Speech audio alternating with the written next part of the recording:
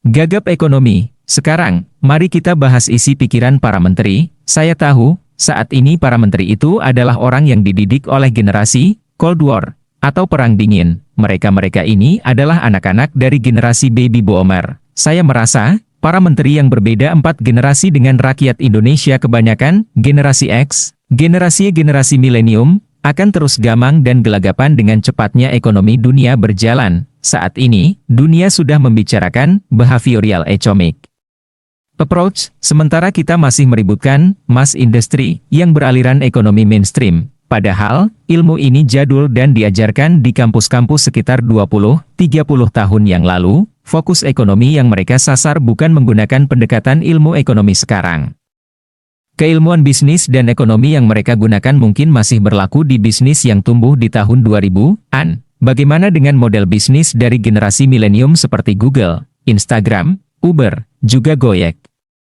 Semua bisnis ini menggebrak di usia kurang dari 15 tahun. Bayangkan, betapa naifnya para menteri sekarang yang tidak paham ilmu ekonomi dunia baru yang bergerak dengan cepat. Contoh behavioral economic yang sedang diamati dengan ketat oleh banyak ekonom dunia adalah perubahan perilaku bisnis. Contohnya, di dunia transportasi taksi menjadi own company, ala Uber. Ini membuat bisnis transportasi gulung tikar karena perubahan dan pergerakan tren bisnis yang cepat.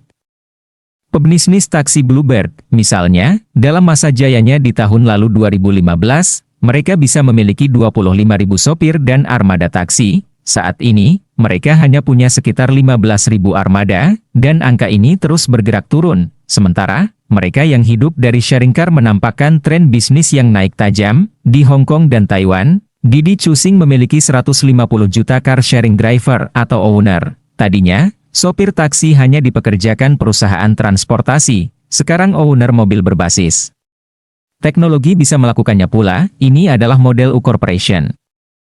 Tadinya, pengusaha taksi makmur, sekarang sopirnya yang makmur. Wacana bisnis inilah yang sedang meningkat hampir di semua belahan bumi. Sementara, di Indonesia tidak ada yang memikirkan model bisnis dan strategi ekonomi bangsa Indonesia ke depannya. Belum adakah yang berpikir atau tidak adakah yang peduli? Saya tidak paham, sahabat mungkin lebih pandai menilai. Saya pernah melihat booth salah satu car sharing company yang sedang berpromosi. Di sebelahnya, orang-orang yang ingin mendaftarkan mobilnya berbaris mengantre. Di sisi lain ada meja-meja negosiasi, interview, atau briefing. Ada yang menarik perhatian saya. Ada satu anak muda di antar kedua orang tuanya, sepertinya dia mahasiswa. Mereka bertiga lama berdiskusi dengan petugas car sharing company yang membantu registrasi. Setelah berdiskusi, tak lama kemudian sang pemuda menandatangani sebuah formulir. Yang menarik bagi saya adalah kalimat dari sang ayah. Si ayah yang tampak bangga kira-kira berkata, "Selamat ya, nak, selamat bekerja yang rajin.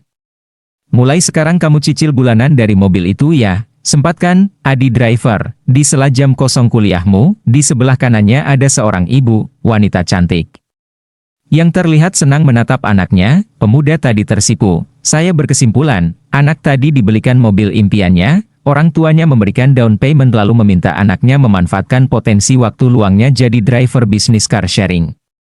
Betapa cepatnya dunia berubah dan roda ekonomi bergeser. Yang saya sayangkan dan pikirkan adalah, solusi ekonomi dan bisnis ini bagus, namun, mengapa perusahaan car sharingnya bukan perusahaan lokal? Kenapa operatornya perusahaan asing? Kemanakah pemerintah?